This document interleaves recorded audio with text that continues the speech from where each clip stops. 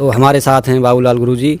तो गुरुजी, कुछ लोग नास्तिक होते हैं और वे ईश्वर को नहीं मानते और विशेष धर्म को मानते हैं, तो इसके बारे में नास्तिकों से आप क्या कहना चाहेंगे? क्या वास्तव में ईश्वर हैं या नहीं है? उन्हें कैसे आभास कराएंगे कि ईश्वर हैं, और नास्तिक से आस्तिक की ओर किस प्रकार आप ले जाएंगे?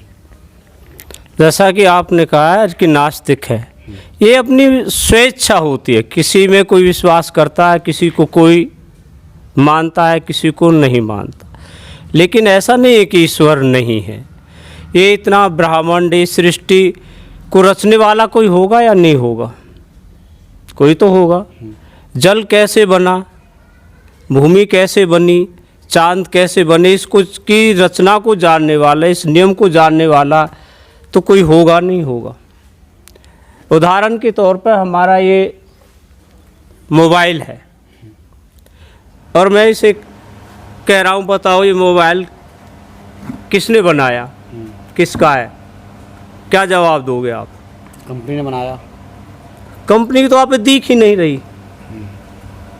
किसी ने तो बनाया ही होगा, ये थोड़ी है कि प्रकट हुआ हमारा। ये विश्वास है कि किसी ने बनाया है। हाँ बिल्कुल, जब हमारे साथ एक्यूरेट है, प्रत्यक्ष प्रमाण है। जब नास्तिक हैं हाँ।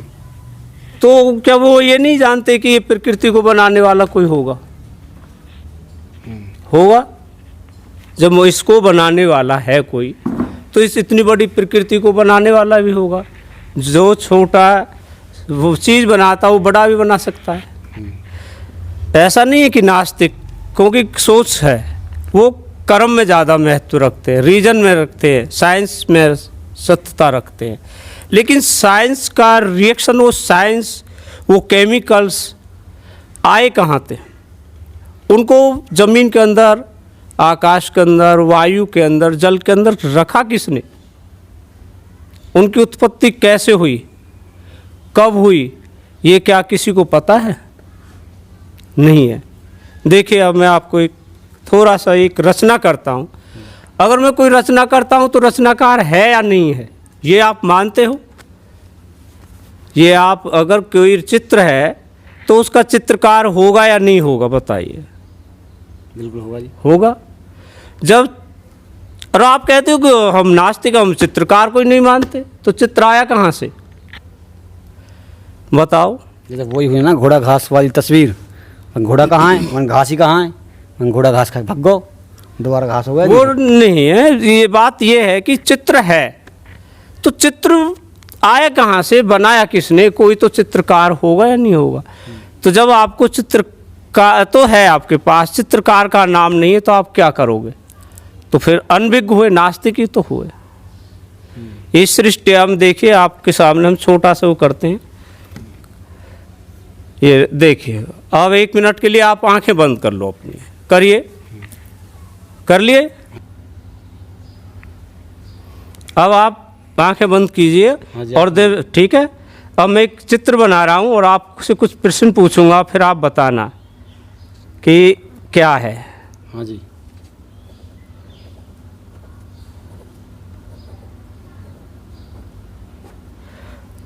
देखिएगा, आंखें खोलिए। हाँ जी। और देखिए, चित्र देख के ये बताइए कि इसमें पहला बिंदु कौन सा है। पहला बिंदु सर, इसमें नंबर तो नहीं है। नंबर नहीं है तो पिछानो ना आप। पहला बिंदु। आप साइंटिस्ट हो, विद्वान हो, नास्तिक हो, बहुत साइंस का ज्ञान है, मैथ का ज्ञान है, पढ़े लिखे हो, आप पिछानो मेरा ये पहला चित्र कौन सा है। इसमें कोई सा भी हो सकता है पहला, तो इसमें नंबर तो नहीं है ना। नंबर होता, वो बताओ जो पहले मैंने बनाया है। वो मैंने देखा नहीं, मैंने तो देखा नहीं है। अच्छा, लेकिन चित्र तो है। हाँ, चित्र है। चित्र से क्या मतलब है? चित्र से मतलब है, चित्र है तो चित्र बनाने वाला तो है। चित्र बनाने वाले आप हो, मैं हूँ, कोई भी है, वो A to Z। चित्र है तो चित्र को बनाने वाला है। आप नास्तिक का बात आ रही थी, आप नास्तिक हो, कि आप नास्तिक न्यों हो क्योंकि आपको उसको पूरा ज्ञान ही नहीं है। आपने तो बिंदु देखे, लगाओ, आपने तो केवल बिंदु देखे। हाँ जी। और आपको बिंदु रखने वाले को, तो जिसने पहला बिंदु रखा होगा उसको पता होगा, उसको पता होगा कि मैंने यहाँ से ये चित्र स्टार्ट किया था। होगा या नहीं होगा? पूर्ण ज्ञान किसको हुआ, देखने वाले को या बनाने वाले को? बनाने वाले को। बनाने वाला, तो आप मान के बनाने वाला है, तो इस प्रकृति को बनाने वाला भी वही ईश्वर है जिसको दुनिया बताती आई है, ना कि ये 2 4 10 20 हज़ार लाखों के कहने से ईश्वर का अस्तित्व नहीं मिट सकता। जैसे कि मैं बता रहा हूँ, मैंने सबसे पहले ये वाला पॉइंट रखा था, फर्स्ट पॉइंट रखा था, इसका मेरे सिवा किसी को ज्ञान नहीं था, क्योंकि मैं इसका निर्माता हूँ, मैं इस चित्र का वो बनाने वाला हूँ, मैं इसका रचनाकार हूँ। जैसे परम ईश्वर इस चराचर समस्त सृष्टि के रचनाकार हैं, बनाने वाले, उत्पत्ति करने वाले, उनको पता है। इसलिए आस्तिक होना पड़ेगा नास्तिक को भी। नास्तिक तो कुछ है ही नहीं, सब आशा पर, सत्य पर, विश्वास पर टिकी हुई है, सत्य पर है। नास्तिकता तो एक नॉन नॉलेज का आधार है, जिससे पूरा ज्ञान नहीं है, अपूर्ण ज्ञान का है, पूर्ण ज्ञान नहीं है उसे। अज्ञानता की का सूचक शब्द है नास्तिक। आस्तिक तो तभी होगा जब उसे पूरा ज्ञान हो जाए।